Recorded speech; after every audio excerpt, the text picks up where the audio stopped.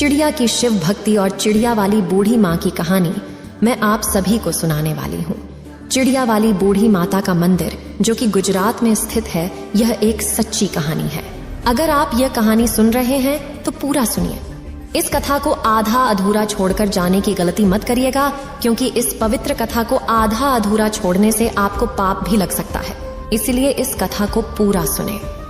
आप शिव भक्त हैं तो भोलेनाथ का अनादर ना करें। विश्व प्रसिद्ध बनारस के विश्वनाथ मंदिर काशी विश्वनाथ का दर्शन कराते हुए हम इस कहानी को शुरू करते हैं। प्रीति करो महादेव से, मत मांगो फलदान, तज कर फल की कामना, करिए भक्ति निष्काम।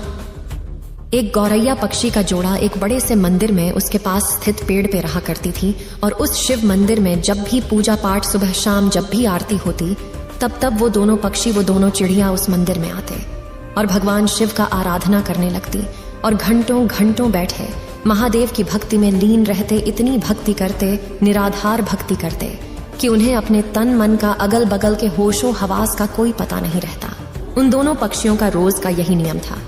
सुबह शाम जब भी मंदिर में घंटी बजती, आरती होती, तब ये पक्षी उस मंदिर में पहुंच जाते और भगवान शिव का आराधना करने लगती।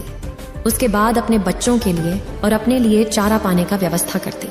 उन दोनों पंछियों का, दोनों चिड़ियों का यही रोज का नियम था। और उसी मंदिर के बगल में थोड़े ही दूर पर एक बूढ़ी माँ का घर था। उस बूढ़ी माँ की कोई संतान नहीं थी। उनके आगे पीछे देख रेख करने वाला उनका कोई नहीं था। वह अकेले अपना जीवन व्यतीत कर रही थी और उस बूढ़ी माँ को पक्षियों के प्रति बड़ा लगाव था और चिड़ियों को, पंछियों को बहुत प्रेम किया करती थी। उनके लिए रोज नित्य प्रति अपने घर की छत पर पानी, दाने, यह सब चीजें डाला करती थी। उस बूढ़ी माँ का यही काम रोज का था और वो दोनों चिड़िया उस बूढ़ी माँ के छत पर आते और आसानी से दाना चुगते, खाते पीते और उसमें से कुछ अपने बच्चों के लिए अपने साथ ले जाते। इसी तरह उनका जीवन व्यतीत हो रहा था। उस बूढ़ी माँ के कारण उन चिड़ियों का पेट भर रहा था और साथ ही वह आराम से निश्चिंत भगवान शिव का आराधना कर पा रहे थे। अब इसी तरह दिन गुजर रहे थे। एक दिन की बात है, वो बूढ़ी माँ बीमार हो जाती है। वो अपने बिस्तर पर पड़ जाती है। उनका बहू बेटा तो कोई था नहीं कि उनका उपचार करता, उन्हें दवाई वगैरह हलाता। अब बूढ़ी माँ बिना दवा के, इसी तरह बिना सेवा के बिस्तर पर पड़ी रहती। अब वो अपने छत पर दाना पानी नहीं डाल पा रही थी। अब जब वह गौरैया पक्षी उस बूढ़ी माँ के छत पर दाना चुगने के लिए आते तो वहां दाना पानी नहीं देखते हैं, तो वो सोचते हैं कि बूढ़ी माँ कहाँ चली गई, दाना पानी क्यों नहीं डाल रही है। इसी तरह 2 दिन बीतते हैं, 3 दिन बीतते हैं। धीरे धीरे वो बूढ़ी माँ कमजोर होने लगती है। बिना दवाई दर्पण के एक दिन उनकी मौत जाती है। अब जब वो पंछी देखते हैं कि बूढ़ी माँ का कोई पता नहीं चल रहा है और छत पर दाना भी नहीं डाला जा रहा, तो वो घबरा जाते हैं और बहुत ही परेशान होते हैं और उस बूढ़ी माँ को पूरे गांव में आस पास ढूंढने लगते हैं, खोजने लगते हैं। खोजते खोजते दोनों थक जाते हैं। तो उसमें से जो मादा गौरैया थी वो अपने पति से कहती है, स्वामी, बूढ़ी माँ का कोई पता नहीं चल रहा है। बूढ़ी माँ कहाँ चली गई? वो हमें दाना पानी दिया करती थी और अन्य पक्षियों का देख रेख किया करती थी। वो कहाँ गई? हमने कितना उन्हें ढूंढा लेकिन वो मिली ही नहीं। अब हम क्या करें? उस गौरैया का पति कहता है कि प्रिय, हमने हर जगह बूढ़ी माँ का तलाश कर लिया, बूढ़ी माँ कहीं नहीं मिली। एक जगह हमने उन्हें नहीं देखा, उनके खुद के घर में। हमें उनके खुद के घर में जाकर देखना चाहिए, शायद वो बीमार तो नहीं। अब यह कहने के बाद वह गौरैया पंछी बूढ़ी माँ के घर चले जाते हैं और जब अंदर जाके देखते हैं तो बूढ़ी माँ अपने बिस्तर पर लेटी है। उनके शरीर में कोई हलचल नहीं। उनके चेहरे पर, उनके बदन पर मक्खियां भिनभिना रही थीं। वो पंछी अपने पंखों के खड़खड़ाहट से उन मक्खियों को हटाते हैं। बूढ़ी माँ को जगाने की कोशिश करते हैं लेकिन उनके शरीर में कोई हलचल नहीं। अब गौरैया का पति कहता है कि प्रिय, बूढ़ी माँ अब इस दुनिया में नहीं रही, उनकी मृत्यु हो चुकी है। ये देखने के बाद दोनों पंछी बहुत ही निराश, बहुत ही उदास होते हैं। उन्हें बड़ा ही दुख होता है। अब उन्हें दाना चुगने के लिए दूर दूर जाना पड़ता है।